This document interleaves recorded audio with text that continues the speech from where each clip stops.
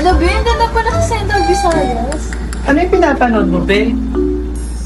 Hala, oo nga. Iba, te. Di ba sinulog yan sa Cebu? Yeah. Gagi, ang ganda. Yung alin. Hala, di ba dyan yung mga Santo Niño? Oo, be. Hala. Gusto niyo din ba panoorin? Nood tayo?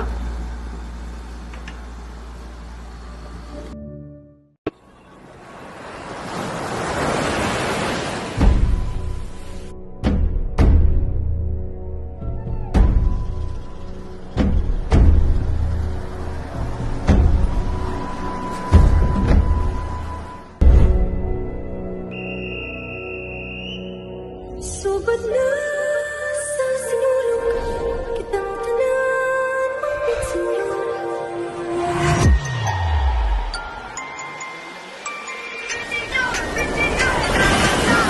Sugod na sa sinulog kitang tanan mapit sa inyo.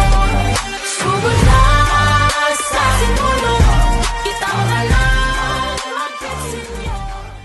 Ang Santo Niño de Cebu ay may malalim na kasaysayan sa rehiyon ng Central Visayas, partikular na sa probinsya ng Cebu. Kaya ngayon, dahil hindi kaya lumipad ng aming team patungong Cebu, nandito kami ngayon sa simbahan ng Santo Niño de Tondo.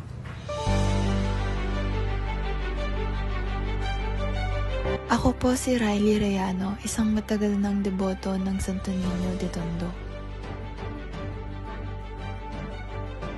Marami nang dumating na pagsubok sa buhay ko, pero sa kanya ako kumapit at humingi ng tulong. Yung story ng Santo Niño before, ninakaw siya. And then, yung pagkanakaw sa kanya, naggrabe nangyari sa Tondo. Binagyo, kung ano mga disaster na dumating sa amin. And then, nung mga kalipas ng ilang araw, yung pagbalik ng Santo Niño, may nagbalik na sa simbahan ko. Biglang nawala na yung bagyo. Kaya perfect, laking tuwa ng mga taga-Tondo nung nangyari. Paging malang santo yan. Salamat sa kanya. Sinasagot naman niya. Lalo nung nagkasakit yung nanay. Umiyak talaga ako sa kanya. Panatan na, di ba? Yan ang paniniwala. Yan ang paniniwala nila yun. Iisa lang din yan.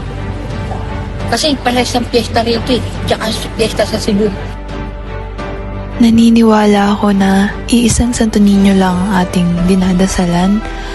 Kahit sa ang lugar pa yan nakadestino, alam kong naririnig at tinutupad niya ang ating mga dasal. Pero kahit iba-iba tayo ng paniniwala, matuto tayong irespeto at igalang ang paniniwala ng ibang tao. Nang sa gayoy, makamit pa rin ng ating bansa ang pagkakaisa at maipakita ang tunay na ganda ng Pilipinas. Di ba, te? Ganda. Ganda mga ate! Gusto ko rin mamaling Santo Niño. Ay, gusto ko rin bumili, tapos isasayaw-sayaw ko siyang ganun, Ay, ate. Perfect yan, ate! Uy, wait, ay parang sarap na lechon. Ay, Ayan, wait lang, yun, ate. Ay, nakapalakaw.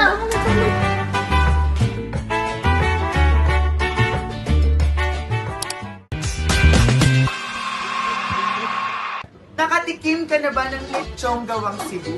Hindi mo na kailangan pang pumunta ng Cebu dahil makikita at matataka mo lang yan dito sa may Laloma sa may Milas Lechon!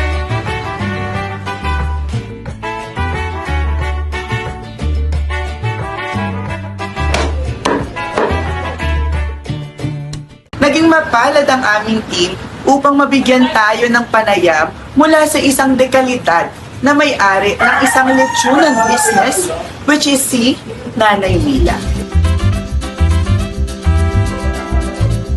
Napakahirap ang pangyayari dahil hindi na makaagad nilasiso kami. Naglaga na ako ng mais, naglaho ng prutas, naglaho ng mga gulay at talagang hirap na hirap kami noon. Sipag, tiyaga, tipid at lakas ng loob at sinor. Lahat ng may okasyon, talagang nagugustuhan din ang ginagawa na. Masarap talaga, sigurado.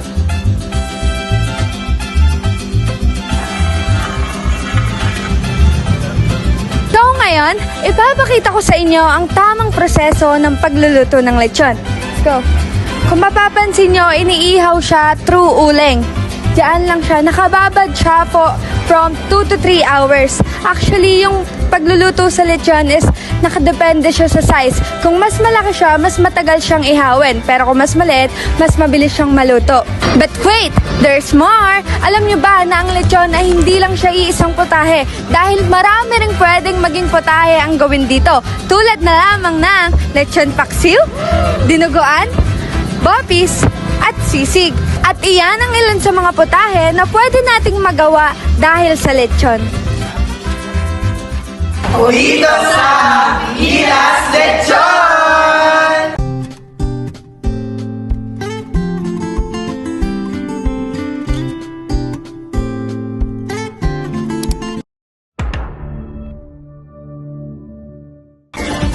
Ang Central Visayas o Gitnang Kabisayan ay isang rehiyon sa Pilipinas na matatagpuan ng mga kabuluan ng Kabisayaan.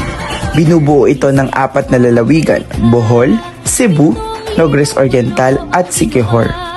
At ng mga nagsasariling lungsod ng Cebu, Lapu-Lapu at Mandaue. Ang katatubong salita ng Central Visayas ay ang wikang Cebuano. May sukat ito na 15,895.66 km square o 6,137.35 milya kwadrado.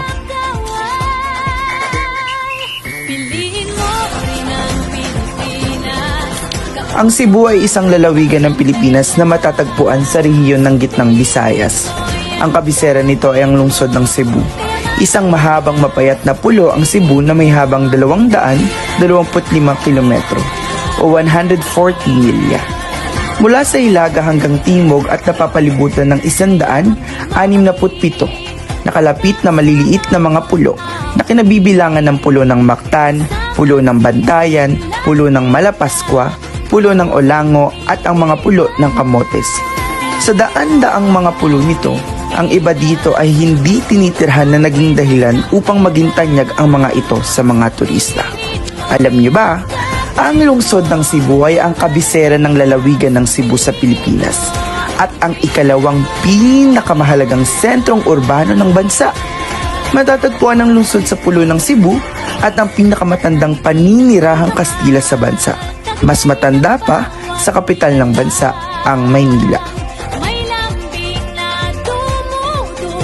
Ang rehiyon ng Central Visayas ay isa sa mga mauunlad na rehiyon sa bansa at ito ay pang-4 sa pinakamalawak na rehiyon ng ekonomiya. Ano, punta na sa Central Visayas!